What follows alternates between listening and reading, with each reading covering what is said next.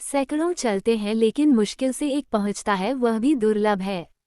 दो आश्रम थे। एक आश्रम तिब्बत की राजधानी ल्हासा में था और इसकी एक शाखा दूर कहीं पहाड़ों के भीतर थी। वह लामा, जो इस आश्रम का प्रधान था, बूढ़ा हो रहा था और वह चाहता था कि प्रमुख आश्रम से उसका उत्तराधिकारी बनने के लिए किसी को वहां भेजा जाए। उसने एक संदेश भेजा। एक लामा वहां गया। यह कुछ सप्ताह का पैदल मार्ग था। उसने प्रधान से कहा, हमारे गुरु बहुत बीमार हैं, वृद्ध हैं और इस बात की पूरी संभावना है कि वह अब बहुत दिनों तक नहीं जिएंगे। अपनी मृत्यु से पूर्व वह चाहते हैं कि आप किसी सन्यासी को जो भलीभांति प्रशिक्षित हो को वहां भेज दे ताकि वह आश्रम का उत्तरदायित्व संभाल सके। प्रधान ने कहा, कल सुबह तुम उन सबको ले जाओ। उस नौजवान ने कहा, उन सबको ले जाओ। मैं केवल एक को लेने आया हूँ। उन सबको ले जाओ से आपका क्या मतलब है? उसने कहा, तुम समझते नहीं हो। मैं 100 सन्यासियों को भेजूंगा। लेकिन उस नौजवान ने कहा, ये तो बहुत अधिक है। हम इतने सारे लोगों का क्या करेंगे? हम गरीब हैं और हमारा आश्रम भी गरीब है। 100 सन्यासी हमारे ऊपर भार होंगे और मैं तो केवल एक को भेजने की प्रार्थना करने यहाँ आया हूँ। प्रधान ने कहा, चिंता न करो, केवल एक ही पहुँचेगा। मैं भेजूंगा 100, पर 99 राह में ही खो जाएंगे।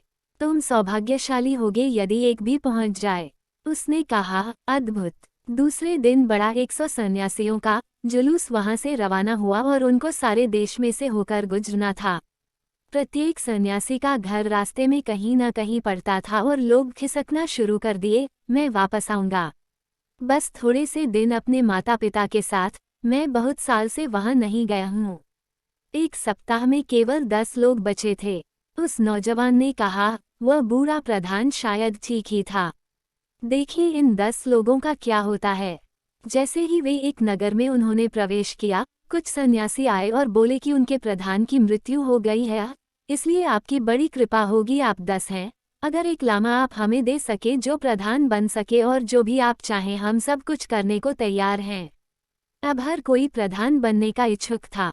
अंततः उन्होंने एक व्यक्ति को तय किया और उसे वहीं छोड़ दिया।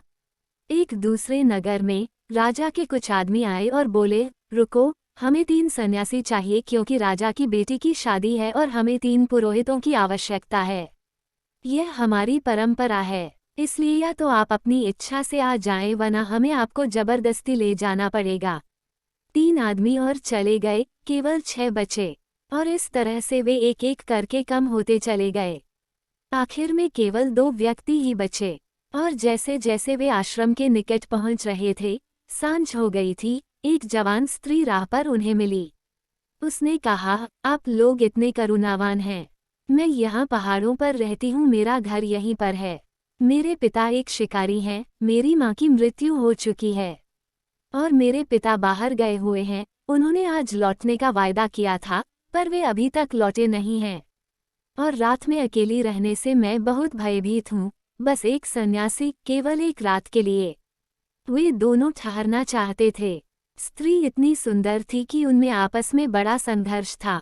वह नौजवान जो संदेशवाहक बनकर आया था उन 100 व्यक्तियों को गायब होते जाते हुए देख चुका था, और अब अंत में उन्होंने उस स्त्री से ही कहा, तुम हम में से एक को चुन लो, नहीं तो व्यर्थ में झगड़ा होगा और हम बौद्ध भिक्षुओं से लड़ने की आशा तो की नहीं जाती। उसने कम आयु वाले सन्यासी को, जो कि सुंदर भी अधिक था, चुन लिया और उसे लेकर घर के भीतर चली गई। दूसरे सन्यासी ने उस नौजवान से कहा, अब चलो भी, वह आदमी अब वापस नहीं आएगा, उसे भूल ही जाओ। नौजवान ने कहा, परंतु अब तुम मजबूत बने रहना, आश्रम बहुत समीप है। और आश्रम से ठीक पहले अंतिम गांव में एक नास्तिक ने उस सन्यासी को चुनौती दे, कोई आत्मा नहीं है, कोई ईश्वर नहीं है, यह सब फिक्शन, कल्पना है, यह केवल लोगों का शोषण करने के लिए है। मैं तुम्हें सार्वजनिक वाद विवाद के लिए चुनौती देता हूँ।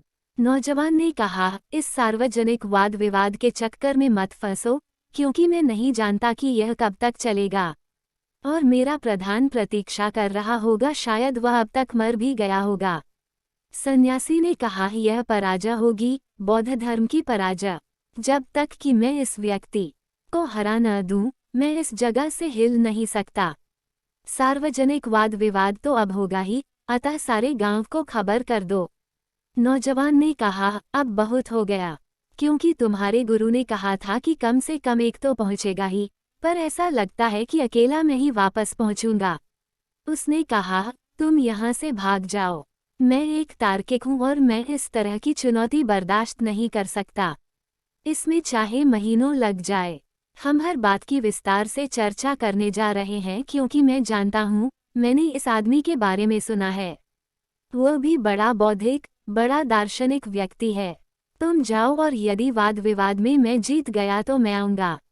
यदि मैं हार गया तब मुझे उसका शिष्य हो जाना पड़ेगा, फिर मेरी प्रतीक्षा न करना।